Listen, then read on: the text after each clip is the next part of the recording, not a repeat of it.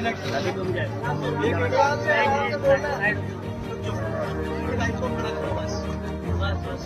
बैठे रहने। मुझे इंसाफ चाहिए। लो लो स्पीकर। मुझे इंसाफ चाहिए। गोरे और हैप्पी को यहाँ ले आओ, मेरे सामने ही गोली लगाओ। मुझे इंसाफ चाहिए। चलो भाई। देखिए ऐसा है कि रात में भी मैं आया था और आपसे मिला था, बहन जी से, माता जी से भी मुलाकात हुई थी, बातचीत हुई थी। तब से हम लोग लगे हुए हैं और ये जो घटना है इससे ज्यादा दुखद घटना तो होती नहीं है किसी के परिवार में, किसी के जीवन में। लेकिन आप यकीन माने कि पुलिस के लिए भी ये सबसे बड़ा जुर्म होता है, तो हम भी उसको उसी तरह से, उसी चुनौती के रूप में स्वीकार किए हुए हैं। तब से सभी लोग सोए नहीं हैं, लगे हुए हैं। यही टीम है, 2 टीम हमारी और निकली हुई है उनको पकड़ने के लिए, लेकिन यही सब लोग हैं। यहाँ अधिकांश जो पुलिस है हमारी, ये सब आप लोगों के बीच में रहने वाले हैं। हस्तिनापुर को जानते हैं, मवाना को जानते हैं। आप लोगों के ही बीच से जब लोगों से बातचीत करेंगे तो और क्लू मिलता है, और उससे क्लू मिलता है तो हम और जल्दी ये कार्यवाही कर पाएंगे कि जैसे उन्होंने किया है उनका इलाज भी, चाहे गोरे प्रधान हो, चाहे हैप्पी हो, चाहे छांगा हो, चाहे फोता हो, सबका इलाज उसी तरह करेंगे।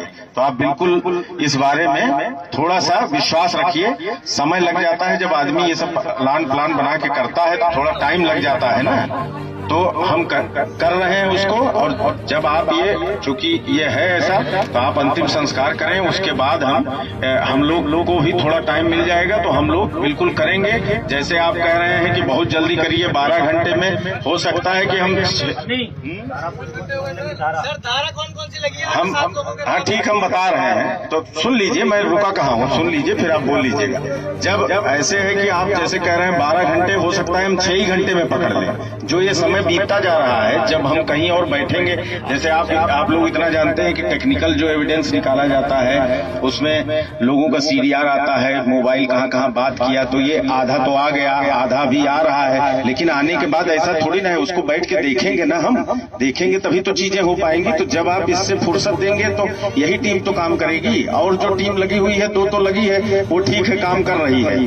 उसने बैठाया भी है, फोता के चाचा भी बैठे हैं हमारे पास, चरण बैठे हैं, और 2-3 लोग बैठे हुए हैं। लेकिन उनके बैठने का नहीं है, हमको तो जो नामित हैं और जो इसमें शामिल हैं उनको पकड़ना है, तो हम उनको पकड़ के लाएंगे, ठीक है ना। दूसरी चीज, यहाँ पे कई लोग हमको 1-2 लोग बताए, आप भी पूछ रहे हैं, भाई ऐसा है कि सरकारी सहायता जितनी भी है, एसडीएम साहब को हमने वहाँ भी बोला है कि ज्यादा से ज्यादा सहायता जो मिलती है आपके माध्यम से, एसडीएम साहब, मैं दोबारा भी आपके चरणों में विनती करता हूँ कि बहुत गरीब परिवार है, इनकी जमीन में अब कुछ नहीं है, तो इनकी ज्यादा से ज्यादा सहायता करनी है। और नंबर 3 जो है, वो आदमी उसका चला गया, उससे सरकारी नौकरी, उसके लिए एसडीएम साहब कह रहे हैं उसका भी कोई ऐसा प्रावधान है, उसे हम करवाएंगे। हाँ जी, बच्चों की पढ़ाई का भी कह रहे हैं, हम बच्चों की पढ़ाई का भी करवाएंगे। और नंबर 4 जो गुरमुख है, वो लड़का घायल है, जिसे गोली लगी है, जो अस्पताल में भर्ती है, उससे तत्काल ही सिक्योरिटी दी जाएगी। कप्तान साहब ने अभी जो है उन्हें सिक्योरिटी प्रोवाइड करवा दी है, और कप्तान साहब का बहुत बहुत धन्यवाद करते हैं। और आपने कहा था ये लिखित में सारी शर्तें दी जाए, तो ये वीडियो बन गई है और यही लिखित है। आप सबके सामने ये कह सकते हैं कि आपने बोला था, लिखित तो झूठा हो सकता, हम किसी को नहीं दिखा सकते हैं साहब, आपने ये वीडियो में ये बोल रहे हो, ठीक है साहब।